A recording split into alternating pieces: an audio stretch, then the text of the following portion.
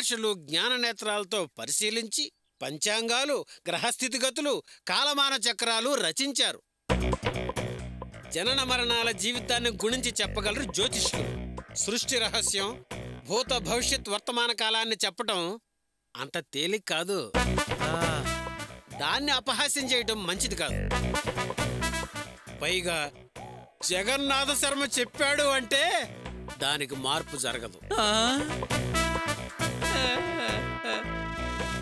రంగయ్య, మన 4వ వీధిలో రామస్వామి ప్రయాణంలో ప్రాణాలు వదులుతాడు అన్నాడు. అంతే జరిగిందిగా. ఎక్కడో తమిళనాడులో శ్వాస వదిలాడు. Accident, body piece face. అక్కడే అన్ని ముగించారు. మన ఫ్రెండ్ సుబ్బారావు, వాడి కొడుకు జలగండం ఉందన్నాడు. బయటికి వెళ్లకుండా జాగ్రత్త పడ్డారు. స్నానానికి వెళ్ళినా కూడా మనుషుల్ని కాపలా పెట్టారు. చివరికి ఏం జరిగింది? దాహం దాహం అని మంచినీళ్ళు అంటూ ఎక్కిళ్ళొచ్చి ఉక్కిరి బిక్కిరి చచ్చిపోయాడు. జగన్నాథ శర్మ ఏకంగా మీ ఇంటికొచ్చి నీకు చావు ముహూర్తం పెట్టి ఫిక్స్ చేశాడంటే ఫినిష్. రంగయ్య, ఎవరి బతుకు ఎంతకాలమో తెలియదు కానీ నువ్వు చాలా అదృష్టవంతుడి. నీ చావు డేట్ నీకు ముందే తెలిసింది. ఈ 4 రోజులు నువ్వు నలుగురికి మంచి చేసి నీ పాత పేరు తుడిచేసుకో, మంచి పేరు సంపాదించుకో. అనుభవించవలసిందంతా అనుభవించేసి ఇకనైనా జాగ్రత్తగా మసులుకో. జీవన తరంగాలలో ఆ దేవుని చదరంగంలో ఎవరికి ఎవరు సొంతము, ఎంతవరకి బంధము.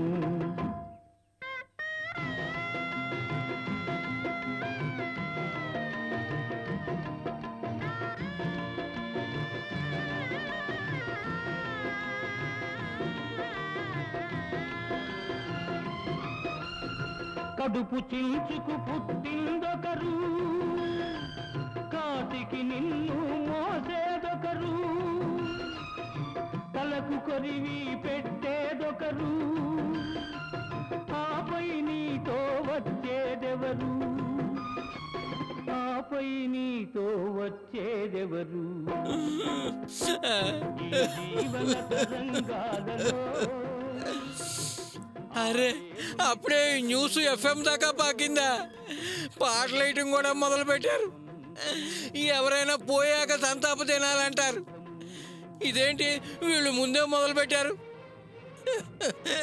ఇలా అందరూ కలిసి నన్ను భయపెట్టేస్తున్నారా? రంగయ్య, నువ్వేం భయపడాల్సిన పని లేదు. 23వ తేదీ అంతా నేను నీతోనే ఉంటా. ఆఖరి క్షణం వరకు ఉండి నీ కోరిక తీరుస్తా. నీకు ఫుల్ మందు, నీ కుక్కకేమో లెగ్ పీసులు. నువ్వేదంటే అదే. నువ్వేం దిగులు పడకు. నువ్వు శ్వాస వదిలేసినా శ్మశానం దాకా వచ్చి అన్ని ఏర్పాట్లు నేనే చూసుకుంటాను. బాణాసంచ ధూమ్ ధూమ్ అని నేనే కాల్పిస్తా. బయట పెట్టిన దగ్గర నుంచి నువ్వు బూడిదయ్యే వరకు అంతా నా చేతుల మీద జరిపిస్తా. ఖర్చు నేను భరిస్తా. జాతకాలు నమ్మని వారికి నీ చావొక కనువిప్పు కావాలి. అంతా అయిన తర్వాత అయిన వాళ్ళందరికీ మందు పోపించి కళ్ళు పాకని కల్లోలం చేయిస్తా. అది చూసి ఎక్కడున్నా నీ ఆత్మ శాంతించాలి. ఆత్మకు మరు జన్మలో ఇక తాగకూడదు అని పశ్చాత్తాపం కలగాలి. నువ్వేం దిగులు పడకు. రోజులు లెక్కిస్తూ ఉండు. ఏం పర్లేదు, అన్నింటికి నేనున్నా. రంగయ్య, మరి నేను వెళ్ళొస్తా. ఏడవకు. బాయ్.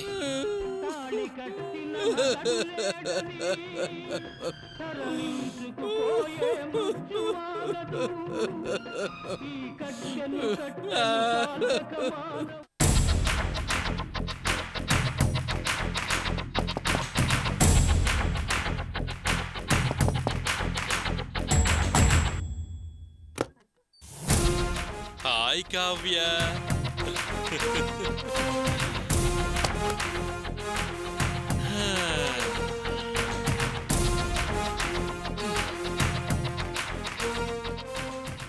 ఏంటి కావ్య, ఇక్కడ దాకా వచ్చాక ఇంకా సిగ్గెందుకు? రా, బెడ్ మీద కూర్చో. అది కాదు సార్. ఈ సార్లు సారీలు ఫార్మాలిటీసు ఇక మన మధ్య ఆఫ్. మనం ఒకటవబోతున్నాం. ఇంతకు ముందు పిలిచినట్టు శ్యామ్ అని పిలు. ఫ్రీగా ఉంటేనే ఎంజాయ్ చేయగలం. ఏంటి అలా చూస్తున్నావు? ఈ స్టూపిడ్ తో కాంప్రమైజ్ అవ్వాల్సి వచ్చిందేంటానా? ఒక్కటి మాత్రం నిజం కావ్య, నిన్ను చూసిన మొదటి రోజే నీతో ఇలా ఏకాంతంగా గడపాలని మనసులో డిసైడ్ అయిపోయా. కావ్య, నీకు చిన్న ఎగ్జాంపుల్ చెప్పనా నా ప్లాన్స్ ఎలా ఉంటాయో?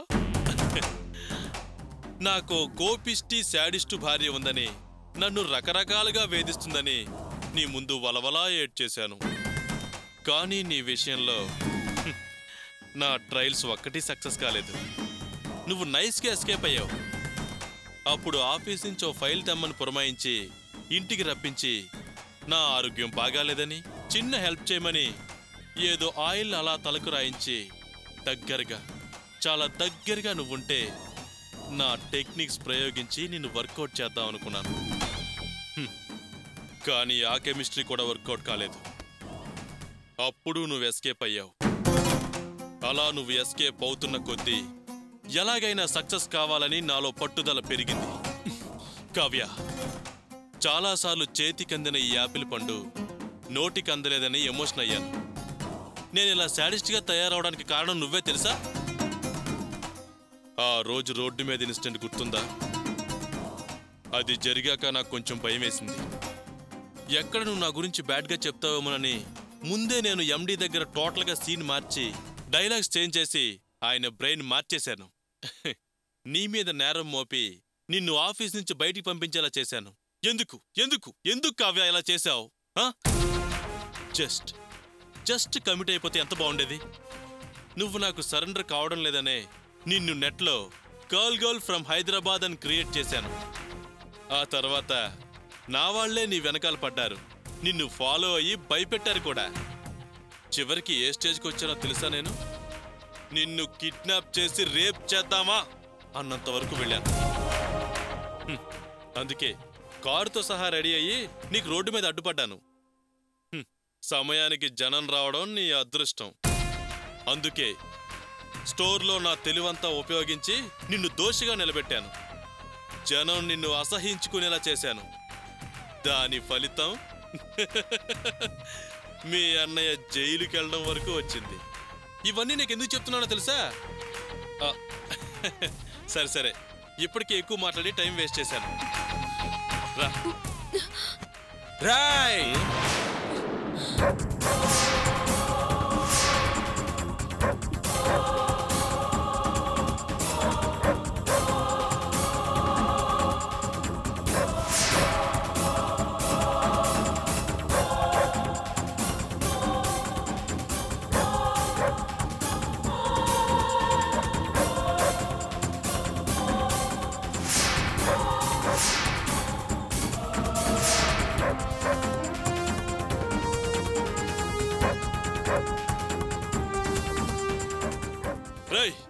ఎవర్రా మీరు?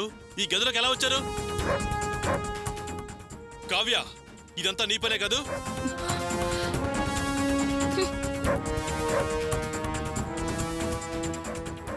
ఎరా, ఇన్నాళ్ళు ఏ ఆధారాలు లేవనే కదా కావ్యని ఎంతగా ఇబ్బంది పెట్టావు?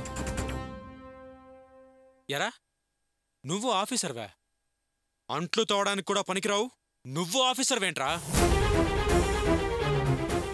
నువ్వు కావ్యని పెట్టిన టార్చరు, తనకి క్రియేట్ చేసిన ప్రాబ్లమ్స్, తనని బ్లాక్మెయిల్ చేసిన విధానం నీ నోటితో నువ్వు చెప్పింది A to Z ఈ క్యామ్లో రికార్డ్ చేశాను.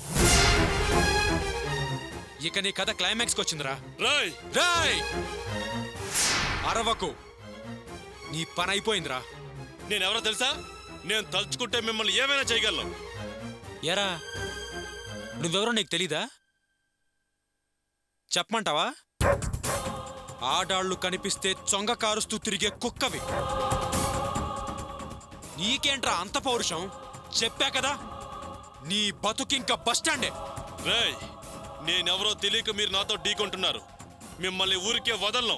రాయ్, నేనెవరో నీకు తెలుసా? మెకానిక్ గోపిని. ఎక్కువ చేసావనుకో పార్ట్లుగా ఓడదీసి ఓవరాలింగ్ చేసి హాఫ్ రేట్కి అమ్మేస్తాను. పద. ఏంట్రా భయపడుతున్నావా? నీకు సంస్కారం లేకపోయినా నాకుంది. అందుకే నిన్ను చట్టానికి అప్పగిస్తున్నాను. పద పోలీస్ స్టేషన్కి. రాయ్, ఏంట్రా నీకిలా చెప్తే అర్థం కాదురా. పదరా, పద. సార్, మీరు చెప్పినట్టుగానే అన్ని ఆధారాలతో ఈ రాస్కెల్ని ఇక్కడికి తీసుకొచ్చాను. వీడు చేసిన పాపాలన్నీ వీడి నోటితోనే చెప్పిన సాక్ష్యం ఈ టేపులో ఉంది. జీవితంలో ఇంకెప్పుడు ఆడాళ్ళ జోలికి వెళ్లకుండా చేయండి సార్. కావ్య, నువ్వు నన్ను చాలా తక్కువ అంచనా వేశావు. నన్ను ప్లాన్ చేసి బాల్తో కొట్టించావు కదూ. నిన్ను ఊరికే వదలనే.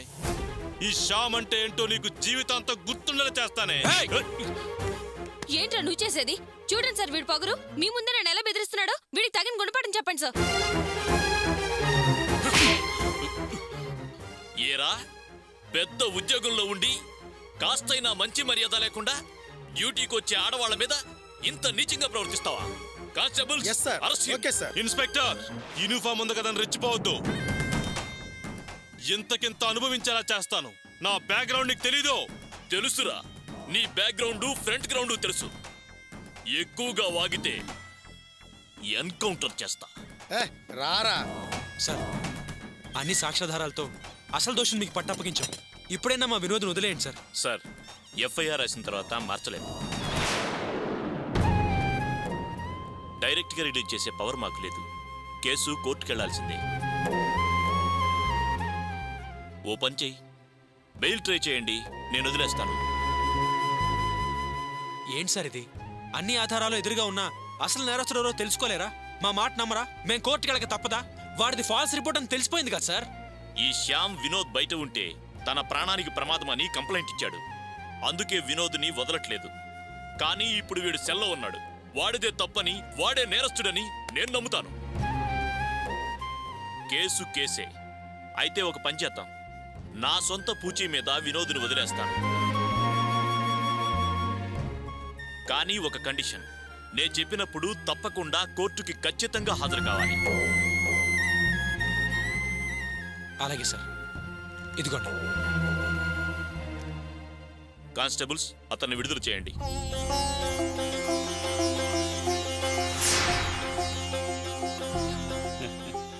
నాన్న, ఎలా ఉన్నారు? బాగున్నాను. నాన్న, నాన్న. ఏంటమ్మా? ఎందుకు నాన్న నిన్ను ఊరికే పోలీసులు పట్టుకెళ్తారు? నువ్వేం చేశావు?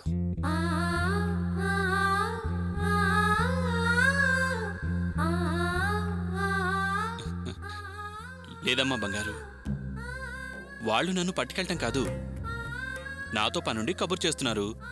నేనే వెళ్ళొస్తున్నాను. ఇంక వెళ్ళంలే. మా మంచి డాడీ.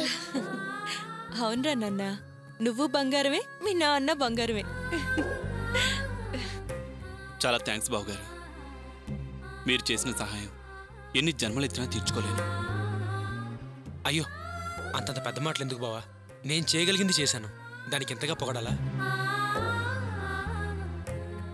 లేదు బావగారు, అన్నయ్యనని కావ్య తనకు జరిగిన అవమానం నాతో చెప్పినప్పుడు ఆవేశంతో తొందరపడినందువల్లే సమస్య ఇంతదాకా వచ్చింది. అదే మీలా కూల్గా ఆలోచించుంటే ఇన్ని టెన్షన్స్ ఉండేవి కావు. మీరు ఆలోచించి చక్కటి ప్లాన్ వేసి విషయం బయటికి రాకుండా చాలా డీసెంట్గా డీల్ చేసి వాడి పొగరంచి ప్రాబ్లం సాల్వ్ చేశారు. మీరు మా ఇంటి అల్లుడు కావటం, ఇలా నన్ను ఆదుకోవటం మేం చేసుకున్న పుణ్యం. మీరు జస్ట్ మెకానికే అనుకున్నాం కానీ జెమ్ అనిపించారు. కార్లను మాత్రమే రిపేర్ చేస్తారనుకున్నాను. అల్లరి చల్లరి కుర్రకారును కూడా రిపేర్ చేస్తారని ఇప్పుడే అర్థమైంది. సింపుల్గా కనిపించే మీలో ఇన్ని తెలివితేటలున్నాయన్న సంగతి నాకిప్పుడే తెలిసింది. మా అన్నయ్యని విడుదల చేయించినందుకు, కావ్య ప్రాబ్లంని పర్మనెంట్గా సాల్వ్ చేసినందుకు మీకు మళ్ళీ మళ్ళీ మెనీ మెనీ థ్యాంక్స్. అవును బావా, మా అన్నయ్యని జైలు నుంచి బయటికి తీసుకురావడం ఈ ఇంటి పెద్దలుడుగా మీరు బాధ్యతగా ఫీల్ అవ్వచ్చు. కానీ ఇన్నాళ్ళు నన్ను నానా రకాలుగా బాధలు పెట్టి టార్చర్ చేసిన ఓ శాడిస్ట్ని లోపల పెట్టించారంటే దట్స్ గ్రేట్. ఇన్నాళ్ళు వాడి హింస తట్టుకోలేక పైకెవరికీ చెప్పుకోలేక నాలో నేనే ఎంతో నలిగిపోయాను. ఎన్నో రాత్రులు నిద్రపోకుండా ఆలోచిస్తూ ఏడుస్తూ గడిపేశాను. ఇవాళ మీ పుణ్యమా అంటూ నేను హాయిగా ఊపిరి పీల్చుకుంటున్నాను బావా. అందుకే మీకు స్పెషల్ థ్యాంక్స్.